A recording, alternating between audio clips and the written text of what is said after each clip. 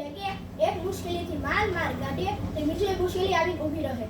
કામ કર્યું તેને કામણ કર્યું એટલે કે કામ કરનારી વ્યક્તિ સૌને પ્રિય લાગે છે. ઘસાઈને ઉજળાતું એટલે કે બીજાના સહાયરૂપ થઈ સંતોષ મેળવવો જોઈએ. ડુંગર ખોદીને ઉંદર કાઢવો એટલે કે ખૂબ મહેનત કરવા છતાં સાવ સામાન્ય પરિણામ મળવું. ખોદે ઉંદરને ભોગવે ભરી એટલે કે મહેનત કોઈ કરે અને તેનું પર બીજા જ કોઈ ભોગવે. ઘોડા ભાગી ગયા પછી તબેલાને તાળું મારવું એટલે કે કામ કરવાનો સમય જતો રહે પછી પસ્તાવાનો કોઈ અર્થ નથી. નાનો તો પણ રાઈનો દાનો એટલે કે ઉંમર કે પરીની દ્રષ્ટિએ નાનો હોય છે તો પણ તેની ઉપેક્ષા કરવી નહીં. મચ્છર હાથીને પરેશાન કરી શકે પણ હાથી મચ્છરને હેરાન ન કરી શકે.